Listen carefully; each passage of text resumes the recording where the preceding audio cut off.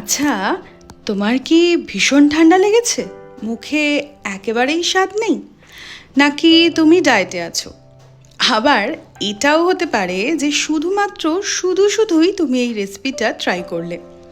আমি এক প্রকার জোর দিয়েই এই রেসিপিটা ট্রাই করতে বলছি, তার কারণ এর স্বাদ তোমাদের মন ভালো করে দেবে।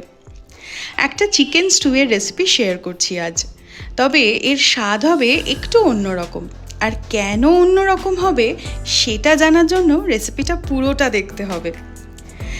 চিকেন স্টু বলতেই যেটা সবার মাথায় আসে সেটা হলো প্রেশার কুকার, তবে আজকে কিন্তু আমি রান্নাটা কড়াইতেই করছি। প্রথমেই যেটা করেছি, কড়াইতে দিয়ে দিয়েছি সামান্য সাদা তেল, আর তার মধ্যে একটু গরম মশলা ফোড়ন দিয়েছি, তবে তার মধ্যে একটু মরিচও ছিল। তারপরেই তার মধ্যে পেঁয়াজ দিয়ে দিয়েছি। পেঁয়াজটা একটু নরম করে ভেজে নিয়ে দিয়ে দিয়েছি সবজিগুলো। সবজির মধ্যে দিয়েছিলাম আলু, পেঁপে, গাজর আর ক্যাপসিকাম। এবার সামান্য একটু নুন দিয়ে সবজিগুলো একটু সময় নিয়ে ঢাকা চাপা দিয়ে ভেজে নেব। যেহেতু রান্নাটা কড়াইতে করছি তাই টাইম তো একটু বেশি লাগবেই। আসলে কথাতেই আছে যে সবুরে মেওয়া ফলে। সবজিটা ভাজা হয়ে যাওয়ার পর এর মধ্যে দিয়ে দিয়েছি আমি চিকেনের পিসগুলো। এবারে সবজি আর চিকেন একটু ভালো করে ভেজে নেব, আর তারপরে এর মধ্যে দিয়ে দেব থেতো করা আদা, রসুন আর কাঁচা লঙ্কা। এবারে এই মশলাটার সাথে মাংস আর সবজি একসাথে একটু ভেজে নেব। তারপরে যেটা করব সেটা হলো এর মধ্যে দিয়ে দেব সামান্য একটু হলুদ গুঁড়ো। তারপরে এটাও একটু নাড়াচাড়া করে নেব, আর তারপরে এর মধ্যে দিয়ে দেব আমি বেশ খানিকটা গোলমরিচের গুঁড়ো।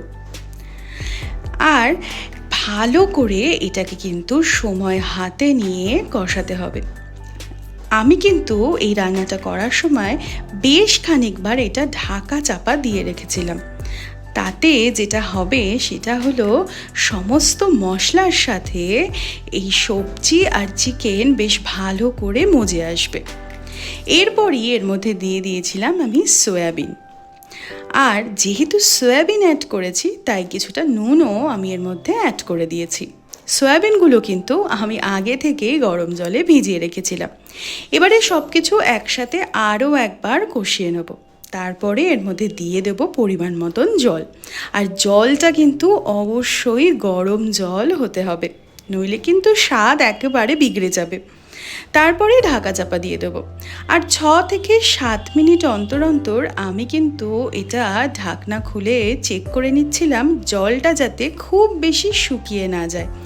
আর তারপরে যখন সব কিছু সুন্দর করে সেদ্ধ হয়ে যাবে তখন এর মধ্যে দিয়ে দেব আমি 3 চামচের মতন ধনে পাতা বাটা। একেবারে ফ্রেশ ধনে পাতা ভালো করে মিক্সিতে ব্লেন্ড করে আমি এর মধ্যে অ্যাড করে দিয়েছি। দেখো খুব সুন্দর একটা রং চলে এসেছে। আর তারপরে যখন এটা টকবক করে ফুটে উঠবে তখনই কিন্তু এর মধ্যে দিয়ে দিয়েছি 1 চামচ বাটার। বাটারের পরিমাণ তোমরা এখানে বাড়িয়েও দিতে পারো। দেখো সব কিছু খুব সুন্দর সেদ্ধ হয়ে গিয়ে আমার এই নতুন রকমের চিকেন স্টু কিন্তু একদম তৈরি হয়ে গেছে।